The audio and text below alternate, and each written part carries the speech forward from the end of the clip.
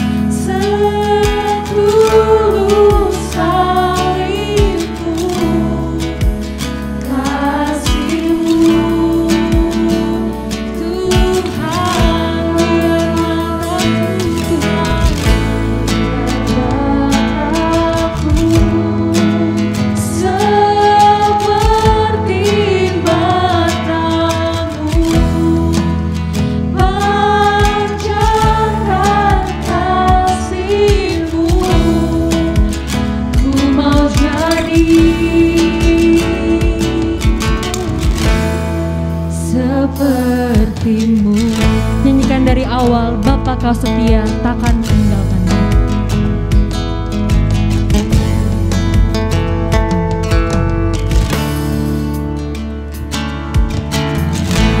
Bapa Kau setia, takkan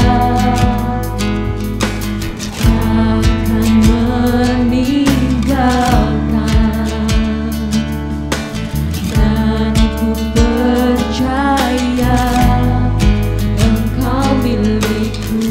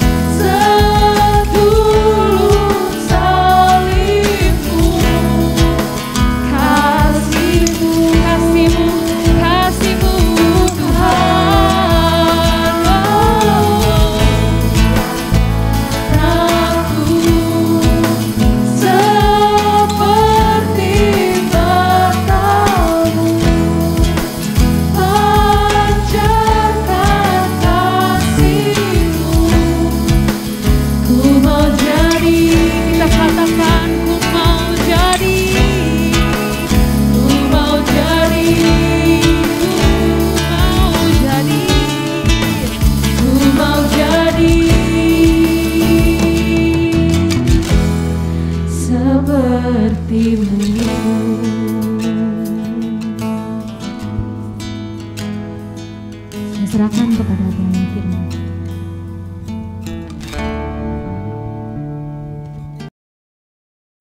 Kita akan bersama mengawali doa bersama dengan membaca firman Tuhan, dan untuk itu kita akan berdoa agar Tuhan memberikan rohnya yang kudus sehingga kita dapat mengerti firman Tuhan. Mari kita bersama berdoa.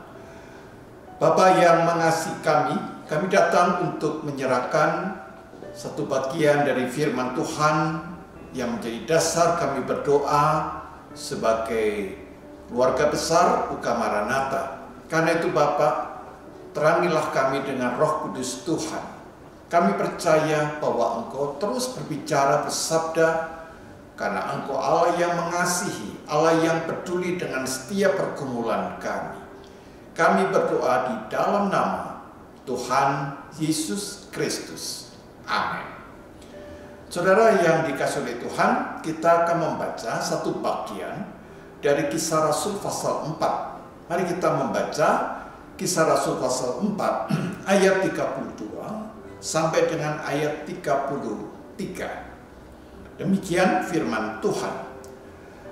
Adapun kumpulan orang yang telah percaya itu, mereka sehati dan sejiwa, dan tidak seorang pun yang berkata bahwa sesuatu dari kepunyaannya adalah miliknya sendiri, tetapi segala sesuatu adalah kepunyaan mereka bersama. Dan dengan kuasa yang besar, rasul-rasul memberi kesaksian tentang kebangkitan Tuhan Yesus. Dan mereka semua hidup dalam kasih karunia yang melimpah-limpah. Saudara-saudara yang dikasihi oleh Tuhan, kita melihat satu pola hidup jemaat perdana.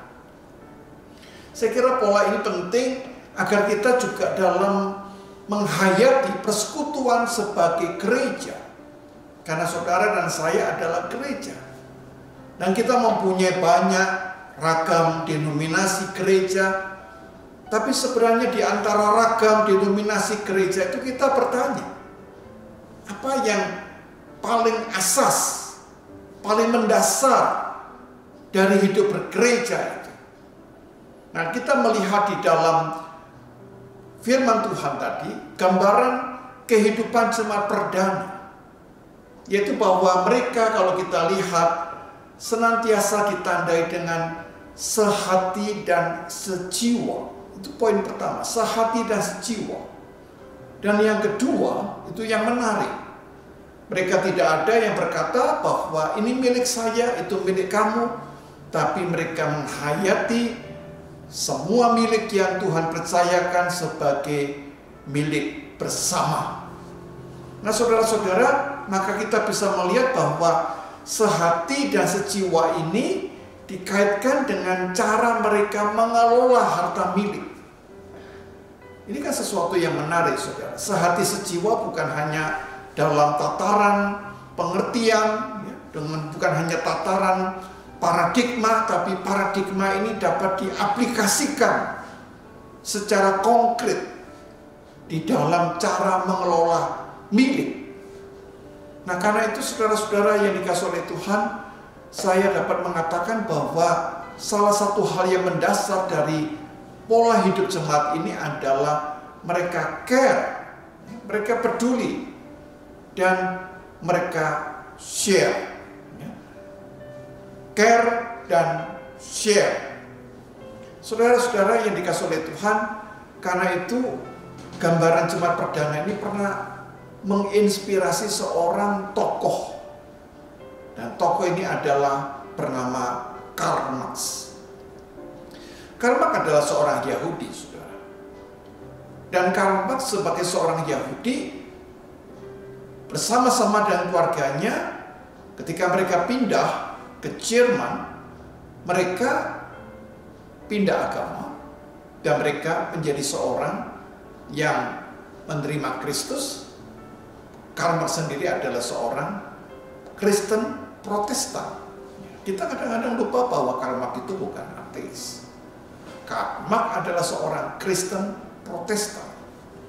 Nah, saudara-saudara, apa yang memukau dari kehidupan jemaat perdana itu, yaitu apa yang saya sampaikan tadi, bahwa mereka sehati sejiwa sebagai satu komunitas, dan mereka mengelola kepemilikan itu bersama-sama sehingga tidak ada miliknya pribadi-pribadi, karena semua dikumpulkan menjadi milik bersama.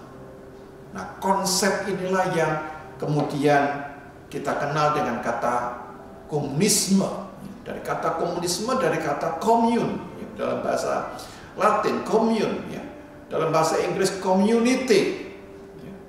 Jadi menekankan bagaimana hidup di dalam komunitas, di dalam sebuah persekutuan, atau di dalam bahasa Yunani disebut dengan koinonia. Nah, saudara-saudara yang dikasihi oleh Tuhan, maka di dalam pemikiran Karl Marx itu dia membagi masyarakat menjadi lima bentuk. Yang pertama itu masyarakat dulunya itu adalah masyarakat primitif. Lalu masyarakat primitif ini berkembang, dan disitulah kemudian muncul orang-orang yang bisa mengeksploitasi orang lain, memperbudak orang lain. Maka level yang kedua dari masyarakat ini adalah perbudakan. Lalu perbudakan ini bisa diakhiri, lalu berganti menjadi masyarakat yang disebut dengan masyarakat feodal. Di mana dalam masyarakat feodal itu yang berkuasa adalah orang-orang yang dianggap punya satu gambaran darah biru, atau orang-orang yang punya pengaruh, atau tepatnya bangsawan. Dan yang keempat adalah orang-orang yang berkuasa karena dia punya kapital, karena itu disebut dengan kapitalis. Lalu dari inspirasi jemaat perdana itulah Karl Marx memikirkan satu bentuk masyarakat namanya sosialis. Jadi masyarakat primitif, budak, feodal, kapitalis, kemudian menjadi sosialis.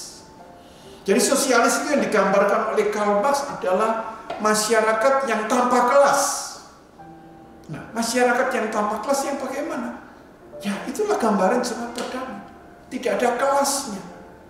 Mereka sehati, sejiwa, sepikir, dan tidak ada yang berkata seolah salah seorang di antara mereka, ya ini milik saya, itu milik kamu. Tidak.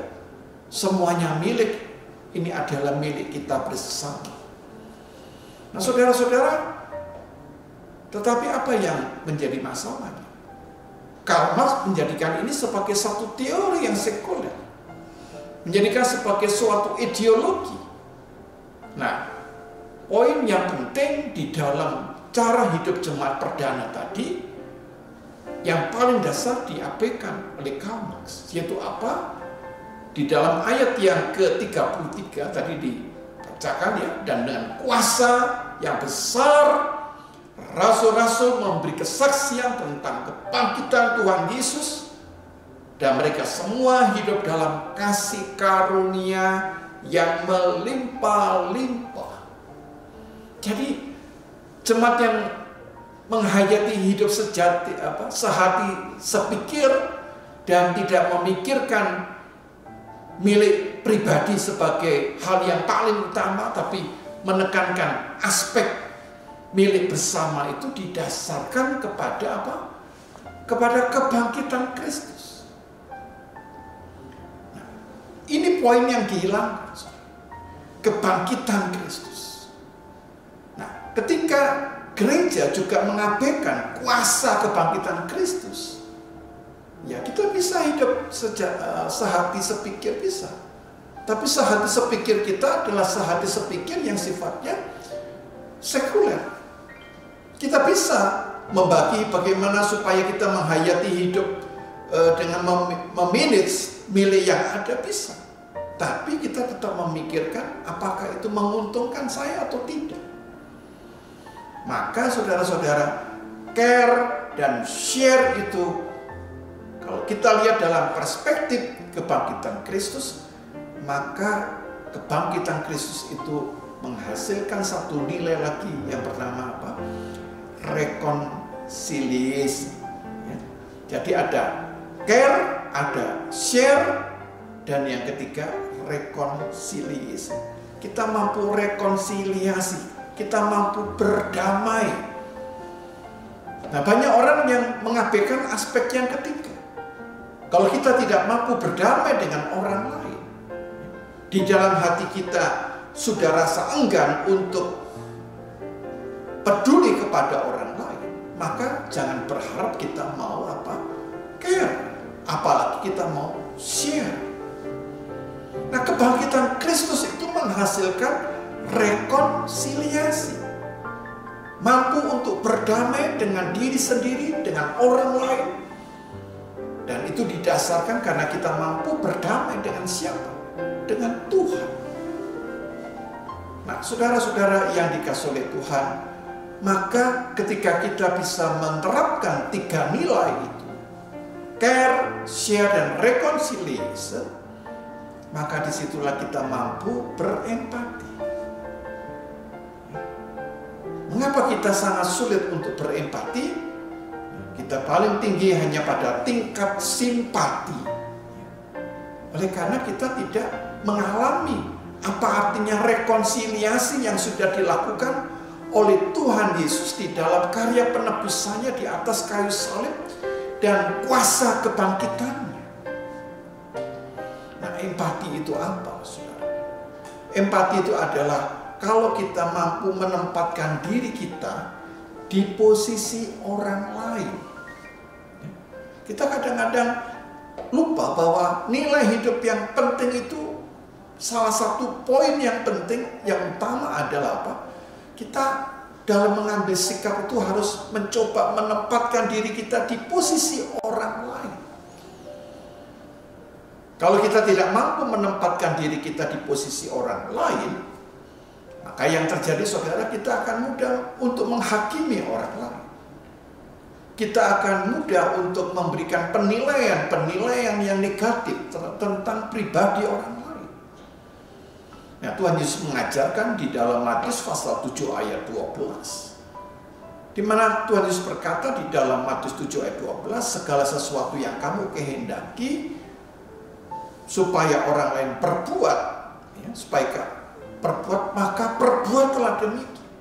Segala sesuatu yang kamu kehendaki orang lain perbuatlah demikian.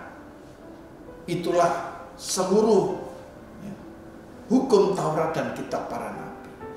Mampu menempatkan diri orang lain, berempati. Nah, saya melihat bahwa inilah ciri khas dari jemaat perdana, yaitu bahwa mereka mampu berempati, menempatkan diri. Kalau kita ingin dihargai, maka kita harus menghargai orang itu lebih dahulu. Kalau kita ingin mendapatkan dukungan di waktu yang sulit, apakah kita juga hadir kepada sesama teman kita di saat mereka sedang kesulitan? Saudara-saudara yang dikasihi oleh Tuhan, maka pola hidup jemaat perdana ini sangat tepat diterapkan di dalam kehidupan universitas. Sehati, sepikir, dan kita mencoba menghayati bahwa segala milik ini adalah milik kita bersama, dan kita tidak hanya menarik keuntungan. Jangan sampai di Maranatha itu hanya berpikir apa yang dapat saya peroleh, keuntungan saya. Tetapi apa yang dapat kita berikan kepada Maranatha, kepada Universitas Kristen Maranatha. Kalau kita hanya menuntut, saudara-saudara, maka ini hanya satu perusahaan, satu company biasa, satu PT, atau suatu marketplace yang bisa memberikan profit. Nah, saya kira tidak sehat, karena kita menghayati di samping ini adalah perguruan tinggi, Universitas Kristen, tapi kita juga sadar bahwa ini juga adalah keluarga besar. Nah, keluarga besar harus hidup dalam hati sehati sejiwa dan berusaha memberikan. Nah, saudara-saudara yang dikasihi oleh Tuhan, kita seringkali takut untuk memberi, dan kalau kita memberi takutnya kita menjadi miskin. Nah, itu adalah pikiran yang salah besar. Kalau kita memang tidak mau belajar memberi, maka saudara pun juga akan menuai. kita juga tidak akan mendapat dari apa yang menjadi berkat dari Tuhan. Saudara-saudara, karena itu mari kita hayati hidup yang bukan dalam arti komunismenya yang diajarkan kaum, tapi hidup jemaat perdana yang didasarkan kepada kuasa kebangkitan Kristus. Dan satu kata penting ini disebutkan bahwa memberikan kesaksian tentang kebangkitan Tuhan Yesus. Perhatikan kalimat selanjutnya, dan mereka semua hidup dalam kasih karunia yang melimpah-limpah. Jadi kuasa kebangkitan Kristus itu menghasilkan kasih karunia yang melimpah-limpah. Nah, saudara, mari kita tata hidup kita supaya semakin benar, berkenan di hadapan Tuhan. Mari kita terapkan pola hidup jemaat perdana juga di dalam persekutuan kita sebagai keluarga besar, sebagai sivitas akademika Universitas Kristen Maranatha. Tuhan memberkati setiap saudara. Amin. Sehati dan sepikir, itu yang dikatakan oleh pendeta Yohanes tadi. Mari teman-teman semuanya kita berikan hidup kita, nafas kita untuk benar-benar memuji dan memuliakan nama Tuhan. Kita sehati dan sepikir kalau Tuhanlah yang luar biasa. Tuhanlah Yesus Juru Selamat kita. Dan ajarkanlah Tuhan, ajarkanlah kita Tuhan untuk terus-terus memberikan segenap hidup kita untuk Tuhan. Mari kita teman-teman nyanyikan lagu Ajarku Berdiam.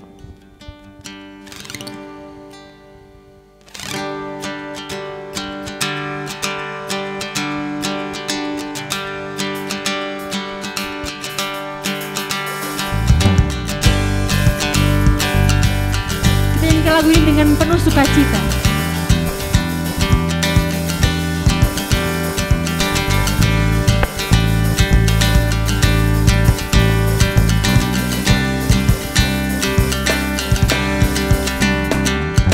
Ajarku berdiam dekat di hatimu, di saat ku berpaling temukan cintamu. Di sana kau menanti, di saat kau menanti untuk bawaku lagi bersekutu dalam damai dan sejati. oh ku damba Tuhan, Oh, ku damba hadirmu. inilah hidupku Tuhan. Oh, inilah hidupku. Hidupku Tuhan, Hidupku hanyalah untukmu. Segenap hatiku kagum akan kebaikanmu. Dan nafasku menceritakan kasihmu. Ajarku berdiam dekat di hatimu.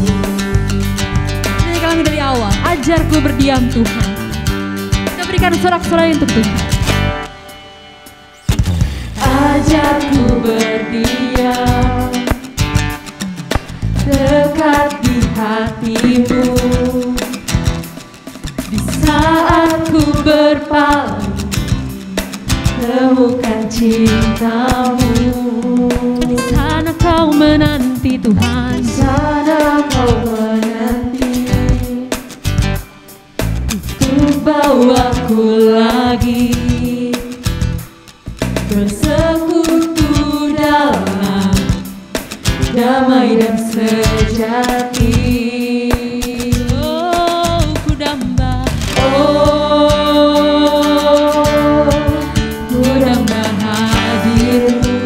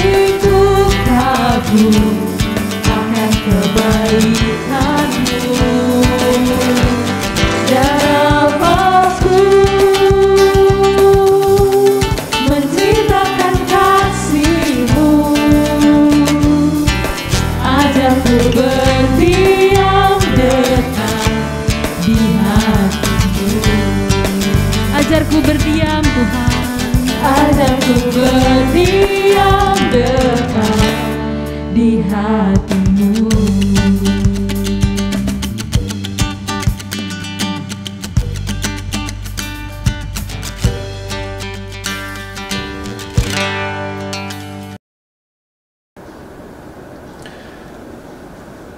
Mari kita bersama menaikkan doa syafaat.